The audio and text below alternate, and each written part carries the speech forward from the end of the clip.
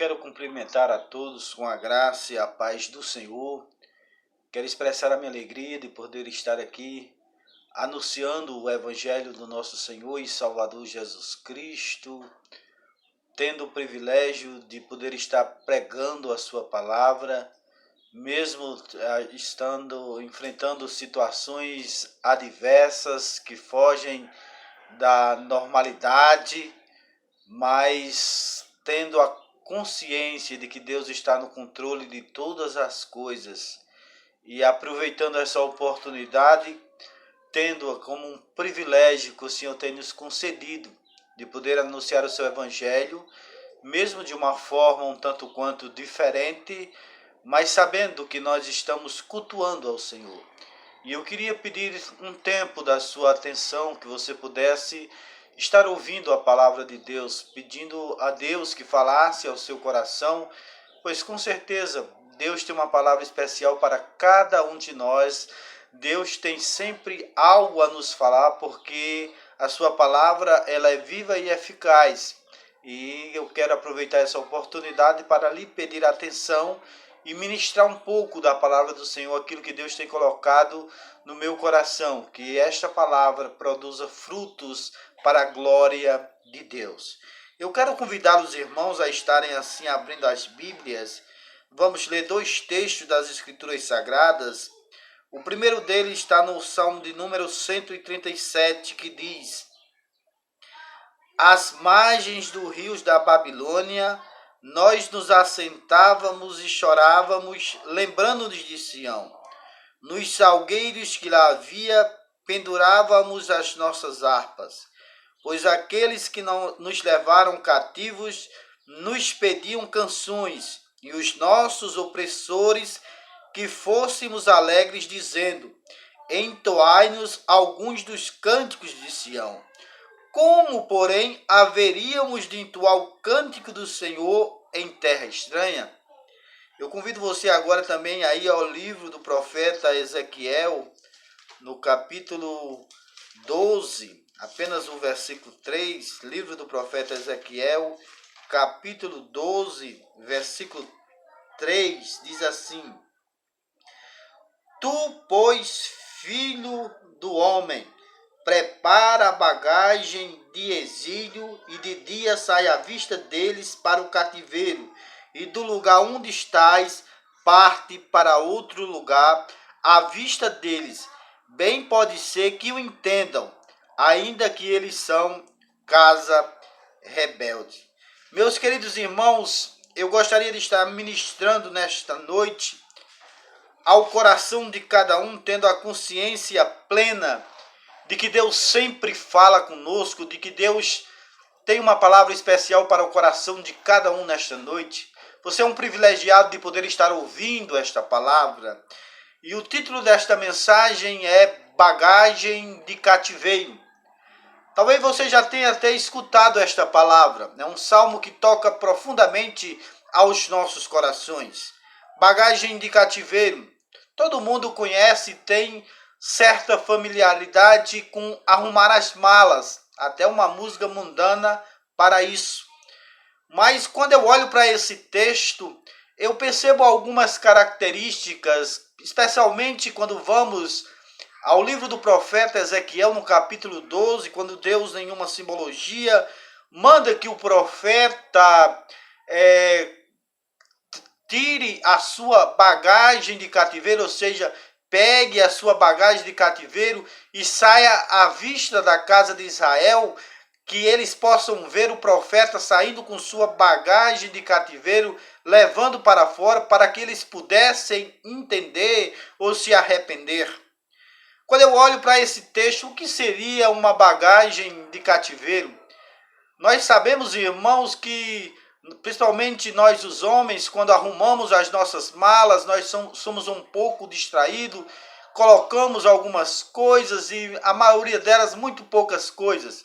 Já as mulheres, por serem mais organizadas e cuidadosas, quando arrumam as suas malas, geralmente são malas bem arrumadas, mas vez por outra elas se queixam de ter esquecido de colocar alguma peça nestas malas. Quando nós olhamos para a história do povo de Israel, o termo cativeiro, essa experiência, nós percebemos que a nação de Israel ela passou por dois cativeiros. O primeiro dos seus cativeiros se encontra no livro do Gênesis, no Êxodo, o Êxodo já a saída. Este durou 430 anos, um longo período. E bem verdade que a Bíblia diz que quando os filhos de Israel clamaram ao Senhor, o seu clamor, Deus ouviu e enviou Moisés, o libertador, para que assim libertasse aquele povo das garras de Faraó. O segundo cativeiro, também mencionado na história das Escrituras Sagradas, é o cativeiro babilônico. E esse cativeiro durou 70 anos e a nação de Israel passou por ele por ser uma casa que desobedecia e que estava em constante rebeldia contra os mandamentos e a palavra de Deus. Mas quando nós adentramos ao Salmo de número 137, que até parece um salmo anacrônico, pois ele deveria vir no salmo de número 125 e depois o 126, mas Deus sabe todas as coisas. E ele nos mostra a história do povo de Israel. E quando eu olhei o texto do profeta Ezequiel no capítulo 12, eu fiquei curioso para saber o que se leva em uma bagagem de cativeiro. Os irmãos que conhecem as Escrituras Sagradas têm por vista que um cativo ele levava muito pouca coisa para um cativeiro. Às vezes um prato para comer, uma caneca para beber água, uma capa. Quando eles tinham, quando isso não era tomado por despojo pelos seus inimigos. De modo que um cativo tinha poucas coisas para se levar ao cativeiro. Mas o que eu quero adentrar nesta noite é no sentido espiritual. Quando eu olho o Salmo 137, eu percebo aqui claramente algumas características de cativeiro que aquele povo estava levando, que estava na sua vida, eu não diria na sua mala, mas que era uma bagagem que estava embutida no seu cotidiano, na sua vida prática, e aquele povo estava marchando com esta bagagem. Quando eu olho o Salmo 137, versículo 1, eu percebo que a primeira bagagem que aquele povo estava levando era justamente a bagagem do desânimo. A palavra de Deus nos fala no Salmo 137, versículo 1, que junto aos rios da Babilônia nós nos assentávamos. Percebam, meus senhores e minhas senhoras, ouvinte, meu querido irmão em Cristo, que aquele povo estava assentado, estava desanimado, aquele povo tinha perdido o vigor, a força, não havia mais ânimo, não havia nenhum entusiasmo. Aquele povo se assenta, em outras palavras, entregando os pontos, ou seja, para desfrutar do seu desânimo. Aquele povo estava sem perspectiva, aquele povo estava sem esperança, aquele povo não tinha nenhuma reação, nenhum levante, aquele povo não esboçou nem nada que os fizesse mudar aquela situação, estavam desanimados. Quando nós olhamos a história do primeiro cativeiro, quando eles saíram do cativeiro lá do Egito, que nós percebemos a história dos 12 espias, e quando olhamos Josué e Caleb, que tiveram uma opinião diferenciada, animada na palavra, na fé e na esperança em Deus, nós percebemos que os demais, os outros 10 espias, tiveram uma visão de desânimo, tiveram uma visão de tristeza, uma visão que contagiou toda a nação de Israel. O seu desânimo era tão grande. Aqueles homens contagiaram e levaram até o povo de Israel a chorar, porque tamanho era o seu estado de desanimação. Meus queridos, Quando nós olhamos para o cenário em que nós estamos vivendo, nós temos visto muitas pessoas que estão desanimadas, muitas pessoas que perderam a esperança, muitas que andam sem rumo, sem destino, que acham que a vida não tem mais significado. Este povo de Israel estava nessa situação, estavam sentados, entregues ao destino, sem nenhuma perspectiva ou esperança de vida, desanimados.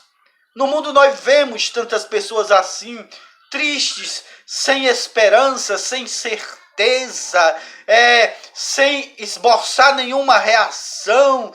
Tudo está bem ou tudo está mal. Mas, meu querido, eu quero dizer que nós, como crente, nós temos que ter forças, temos que restaurar o nosso vigor, restaurar a nossa esperança, aumentar a nossa fé, renovar as nossas forças, para que assim nós possamos andar no caminho que o Senhor quer e que o Senhor trilhou para nós. Nós temos que ter a nossa animação em Cristo, porque foi Ele quem nos resgatou, foi Ele quem nos transformou, foi Ele quem nos deu vida quando estávamos mortos nos nossos delitos e pecados, foi Ele quem restaurou a nossa sorte.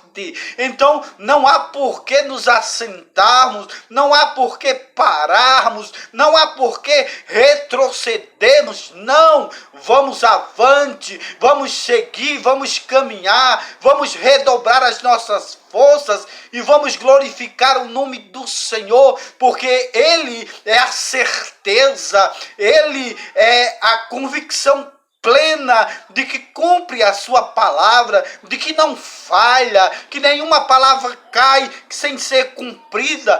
Deus é poderoso, é grandioso, é maravilhoso para cumprir todas as suas promessas. Meus queridos, então não fiquemos como ficou o povo de Israel. O cenário que vivemos nos dias de hoje é um cenário triste, sim. É um cenário que muitas vezes até nos angustia, um cenário que nos leva a inquietações, mas nós temos que entender e nos animar em Cristo, porque Ele está no controle de todas as coisas. Ele é o Deus criador, Ele é o Deus sustentador, Ele é o Deus que governa a história, Ele é Senhor de todas as coisas. Então não há por que vivermos uma vida desanimada. Sim, nós entristecemos pelos acontecimentos, sim, nós choramos por aqueles que choram,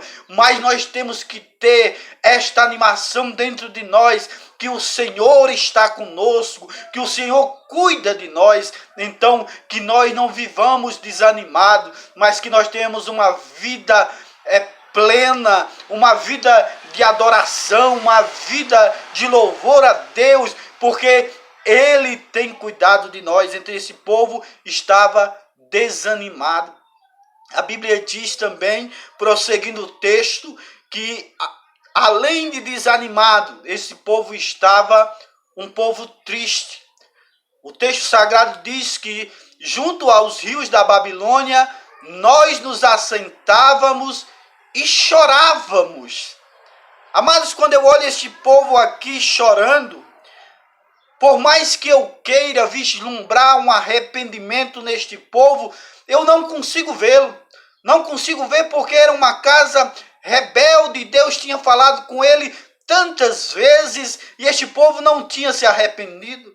Este povo estava chorando, mas parece-me um choro de desespero, um choro de quem não tem esperança, um choro de quem não tem perspectiva. Então foi grande aquele lamento, este povo estava chorando. Quando nós olhamos o mundo hoje, tantas pessoas que choram, e com toda razão, tantas pessoas que sofrem, tantas lágrimas vertidas, tantas decepções, tantos problemas, tantas aflições, sim, e as pessoas choram. Mas, meu querido, o que eu quero dizer aqui nesta noite é que nós devemos chorar com os que choram. Nós devemos chorar segundo Deus. Nós devemos chorar assim como Ana chorou na presença de Deus, mas um choro de esperança, um choro de perspectiva, um choro que nos faz entender de que Deus está no controle e entender a nossa situação.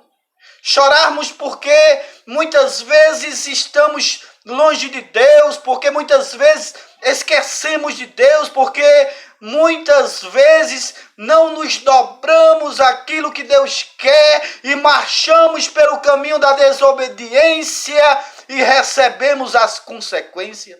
Nós devemos chorar como Ana chorou. Nós devemos chorar porque muitas vezes desagradamos a Deus, mas chorar na presença de Deus. Nós devemos clamar a Deus, nós devemos buscar a Deus. E este Deus, Ele é um Deus poderoso, Ele é um Deus grandioso. E a nação de Israel estava triste, chorando. Aquele povo se lamentava, aquele povo se condoíam, porque estavam no cativeiro. Amados, nós devemos entender que muitas vezes existe choro que é apenas uma amargura, uma tristeza que é apenas um remorso e não uma tristeza segundo Deus, como fala o apóstolo Paulo aos Coríntios. Nós precisamos entender que o nosso lamento seja um lamento puro, que o nosso choro seja um choro genuíno, um choro verdadeiro de alguém que entende que Deus está no controle de todas as coisas e que nós, como seres humanos, somos nós que erramos, somos nós que falhamos e nós precisamos desesperadamente da misericórdia de Deus nas nossas vidas. Então, choremos na presença de Deus, choremos diante de Deus, choremos ao ouvir a sua palavra, choremos ao clamar o seu nome e ao buscar a sua presença. Então aquele povo tinha mais essa bagagem, a bagagem de cativeiro. Mas, meus queridos, nós como crentes em Cristo, nós não estamos aqui apenas para viver chorando. Certamente que a Bíblia diz que nós temos que chorar com os que choram, mas nós temos que ter uma convicção plena de quem tem cuidado de nós, daquele que supre as nossas necessidades, daquele que cumpre a sua palavra, daquele que está no controle de todas as coisas. Quando nós olhamos a Bíblia Sagrada, ela é cheia de exemplos, é cheia de atitudes, porque muitas vezes nós costumamos nos alegrar quando tudo está bem, nós costumamos cantar quando a despensa está cheia, costumamos louvar a Deus quando temos abundância de bens. Quando nós olhamos as Escrituras Sagradas, nós percebemos o apóstolo Paulo preso e ele escrevendo aos Filipenses, que é considerada a carta da alegria. Ele diz, olha, alegrai-vos no Senhor. Outra vez vos digo, alegrai-vos no Senhor. Então, irmãos, nós estamos alegres, não ignorando os acontecimentos, não porque somos extraterrestres, não. Nós estamos alegres porque nós sabemos em quem nós temos crido. Nós estamos alegres porque nós sabemos quem é que cuida de nós. Paulo e Silas, quando estavam na prisão por causa do Evangelho, a Bíblia diz que por volta da meia-noite eles oravam e cantavam louvores a Deus, uma circunstância tão adversa. Quando nós olhamos para o reconstrutor Neemias, ele diz, a alegria do Senhor, a nossa força é. Então, irmão, possamos estar felizes no Senhor, alegres com a sua presença, alegres com a sua proteção, olhando para o contexto em que vivemos, mas tendo a certeza de que Deus é conosco, que Deus cuida de nós, que Deus ama a nossa vida, que Deus não vai deixar nada nos faltar e que aconteça o que acontecer, o nome do Senhor será glorificado. Mas quando eu olho para esse texto, queridos, eu também percebo outra característica deste povo. E essa característica, amados, é a característica da saudade. O versículo 1 diz assim: junto aos rios da Babilônia, nós nos assentávamos e chorávamos, lembrando de Sião. Meus amigos, meus irmãos, queridos, quantas vezes nós temos saudades? Quantas vezes nós lembramos dos tempos de outrora, do passado?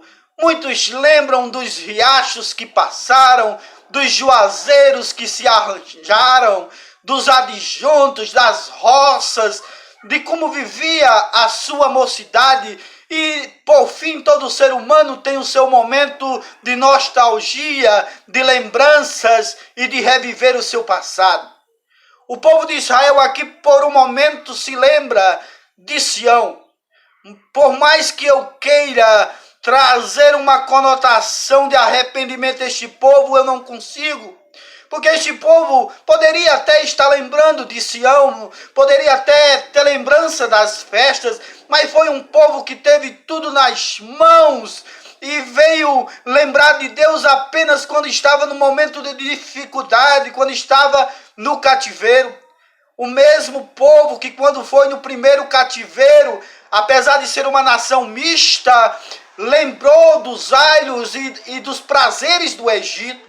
Então este povo estava se lembrando de Sião. Meus queridos, e quantos de nós temos tido esta lembrança? Nós lembramos assim, olha, como os cultos eram maravilhosos antigamente, como os louvores tocavam mais a alma, eu até concordo. Vejo, vez por outra, irmãos dizendo, olha, como era bom aquele tempo em que nós cultuávamos na igreja, em que nós podíamos estar perto, que coisa boa. Tudo isso é importante, meus queridos. Mas o que eu quero trazer para o coração dos irmãos é que nós não precisamos viver apenas de saudade. A nossa vida, ela segue, e a Bíblia diz que é um crescimento, nós vamos progredindo. Nós temos que entender que o nosso Deus não é um Deus que agiu apenas no passado, não é um Deus que teve apenas libertando o povo do primeiro e do segundo cativeiro. Não, o nosso Deus, ele atua em toda a história, em toda circunstância. Então o Deus que esteve comigo há 10 anos é o mesmo Deus que está conosco agora. Então nós temos que entender que o nosso Deus não é apenas um Deus de passado, mas ele é um Deus eterno, ele está em todos os momentos. E eu quero dizer aos irmãos que o que nós estamos fazendo agora, mesmo com precariedade, mesmo longe um dos outros, mas nós estamos cultuando a Deus. E os irmãos saibam que Deus está conosco, os irmãos saibam que a sua presença, ela está conosco. Isso faz me lembrar do texto de Lamentações 3:23, que ele diz: quero trazer à memória aquilo que me traz esperança, que as misericórdias do Senhor são as causas de não sermos consumidos, pois elas não têm fim e se renovam a cada manhã. Quero trazer à memória. Eu fico pensando, irmãos, que muitas vezes nós só trazemos à memória aquilo que nos entristece, só trazemos à memória aquilo que nos coloca para baixo, só trazemos à memória aquilo que nos deixa pessimismo. E eu não estou pregando aqui positividade, mas eu quero trazer à memória nesta noite aquilo que Cristo fez na cruz do Calvário, a libertação, o jugo do pecado, a transformação, a vida eterna que Ele deu a cada um de nós. Traga isto à memória, lembra de onde tu estavas e lembra onde tu estás agora. Lembras que tu marchava para o inferno, mas tu caminha para o céu por causa da misericórdia de Deus. Traga isto à memória, lembra do quanto Deus é bondoso para contigo, lembra do quanto Ele é fiel, Israel, lembra da grandeza da sua misericórdia, lembra do cuidado, lembra do carregar de Deus, lembra do livramento de Deus, coloca na memória, Deus nunca abandonou. A Bíblia diz que até uma mãe pode esquecer do filho que amamenta, mas eu todavia não me esquecerei de ti, ó Israel. Deus nunca nos abandonou. Coloca na memória, Deus nunca nos deixou. Deus nunca nos abandonou. Deus está conosco. Coloca na sua mente, coloca na sua memória. Deus está presente na sua vida. E aquele povo de Israel estava vivendo só de saudade. Que nós vivamos da presença de Deus na nossa vida. Meus queridos, mas o texto sagrado prossegue e nos apresenta outra característica daquele povo, que era justamente a característica da humilhação. Aquele povo, por vezes, foi humilhado. No primeiro cativeiro, aquele povo amassava, construía cidades, tinha feitores, aumentava-se tarefas, eram escravos e viviam uma vida triste e amargurada, servindo ao exército do Egito, servindo aquela nação. Aquele povo estava escravizado. Era um povo que era humilhado. Quando nós olhamos aqui no cativeiro, nesse texto do Salmo 137, nós percebemos que aqueles que oprimiam, que aqueles que estavam levando aquele povo preso, pediam canções. Olha, canta uma daquelas canções de Sião, olha, canta aquele hino do crente para nós precisamos ouvir. E isso para Israel, segundo o próprio texto, era uma afronta cantar em terra estranha e ainda sendo escravos. Amados, quando nós olhamos para os dias de hoje, nós percebemos tanta humilhação, tanta desigualdade, tanta dor, tanto medo, tantos desvios, tanta insensibilidade, tanta humilhação, especialmente por aqueles mais idosos. Quantas vezes são considerados apenas como estatísticas, números? Amados, a disparidade é grande. E nós, como crentes, muitas vezes também recebemos e temos as nossas humilhações. Quantas pessoas nos chamam de loucos, dos quadrados, dos ultrapassados, dos bíblias, dos lunáticos. Quantas vezes ao anunciarmos esta palavra, as pessoas não dão crédito, as pessoas fazem pouco caso. Oh, meus queridos, quantas pessoas nos olham atravessados, quantas perseguições internas e externas, quantas humilhações que muitos sofreram desde a história da igreja. Mas eu quero aconselhar você nessa noite a se humilhar. Se humilhe. E você deve estar dizendo, irmão Elias, mas aquele povo de Israel estava sendo humilhado e você agora manda que eu me humilhe? Sim. Humilhai-vos sob a potente mão de Deus, que em tempo oportuno Ele vos exaltará. Nós não estamos aqui para nos humilhar diante de homens, diante de autoridades ou instituições, seguindo os padrões bíblicos, sim, mas nós queremos nos humilhar diante de Deus, queremos nos humilhar diante daquele que tudo fez, queremos nos humilhar daquele que é perfeito, naquele que é fiel, naquele que não falha, naquele que nos guarda, naquele que nos livra. Meus queridos, nós precisamos nos prostrar diante de Deus. O momento é difícil, mas muitas vezes nós ainda estamos olhando para os cenários de lado, de frente, mas olhemos para Deus. Pensemos nas coisas que são de cima, nos prostemos aos seus pés, rendamos a sua presença e vamos dizer de viva voz: Senhor, Tu és tudo, Senhor, Tu és o Deus Todo-Poderoso, Senhor, Tu faz aquilo que o homem não faz. Senhor, todas as coisas estão no Teu controle. Nós nos humilhamos, nós somos pecadores, nós precisamos, nós dependemos de Ti. Cuida da nossa vida, meu Deus, cuida de mim. Nós precisamos, queridos, quebrantar mais o nosso coração. Aquele povo de Israel, apesar de estar sofrendo humilhação, não vemos ele se humilhando diante de Deus. Não vemos ele buscando a presença de Deus, ele clamando a Deus, como está em Crônicas. Nós precisamos se humilhar, meus queridos. Talvez nós estejamos um pouco orgulhosos. Talvez nós estejamos substituindo a palavra medo por se humilhar. E há uma diferença. Se humilhar é se render aos pés de Cristo. Se humilhar é se colocar impotente. Se humilhar é glorificar aquele que é digno de receber adoração, louvor e honra. Então, que nós nos humilhemos na presença de Deus. Por fim, queridos, há mais uma vestimenta, uma característica aqui, que é a característica da derrota.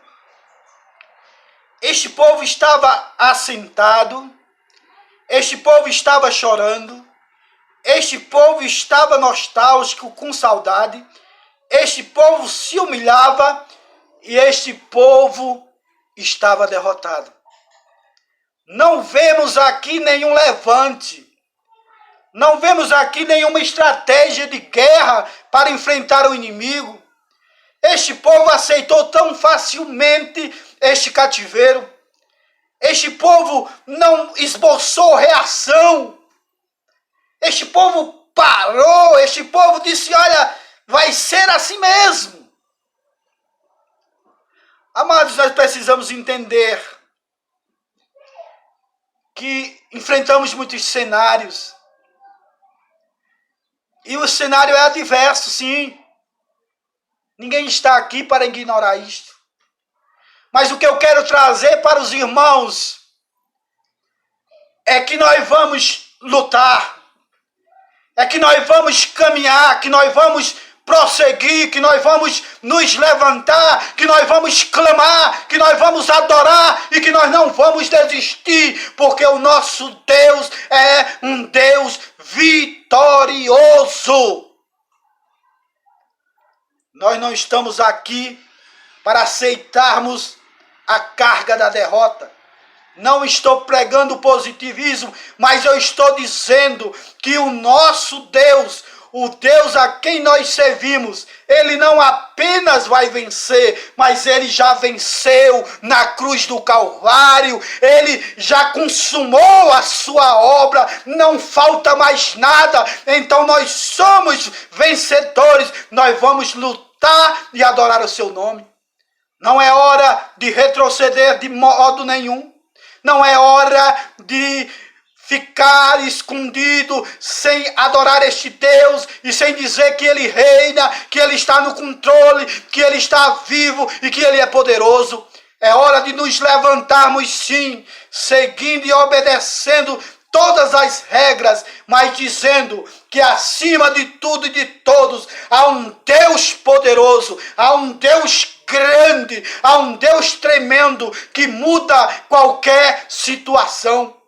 Meus queridos, quando eu olho para Romanos 8:31, a segurança bendita do crente, eu percebo que Deus já entregou o seu próprio Filho e diz que Ele ressuscitou e Ele está vivo. Então, a palavra diz também que nós somos mais do que vencedores por meio daquele que nos amou. Então, Igreja de Cristo, o cenário é adverso, sim. O cenário nos causa espanto muitas vezes, sim. Mas eu quero lhe dizer, o Deus que nós servimos, Ele Ele já venceu, Ele é vencedor, Ele é um Deus glorioso e a Ele nós devemos tributar toda a honra e toda a glória.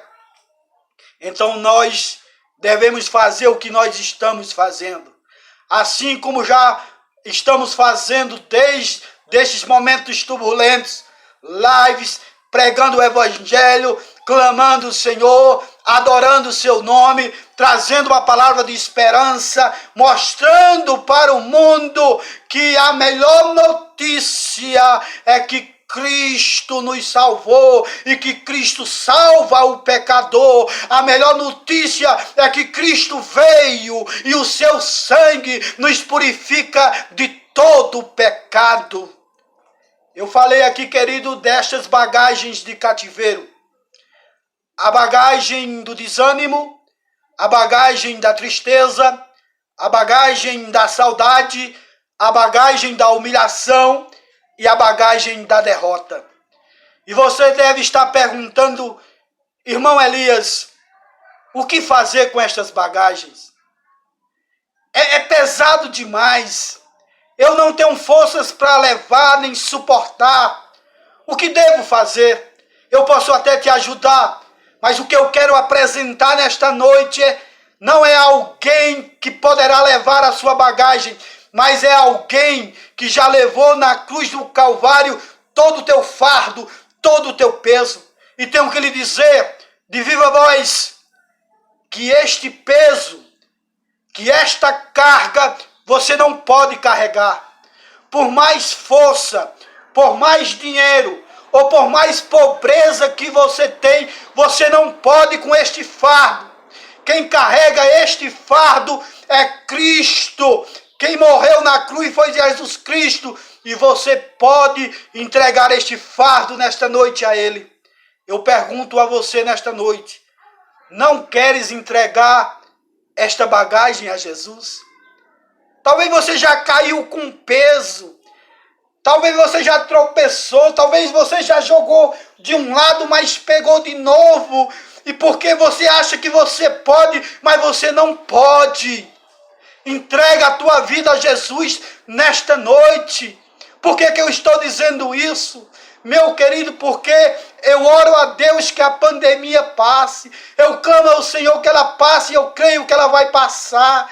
Mas o melhor alimento para a tua alma, o melhor alimento para o vazio da tua alma é Jesus Cristo de Nazaré, com ou sem pandemia, Cristo na sua vida, Cristo no seu coração. Então entregue nesta noite a bagagem de cativeiro, aí onde você estiver, aceite Jesus como Salvador de sua vida. Que Deus nos abençoe, que Deus tenha misericórdia de nós.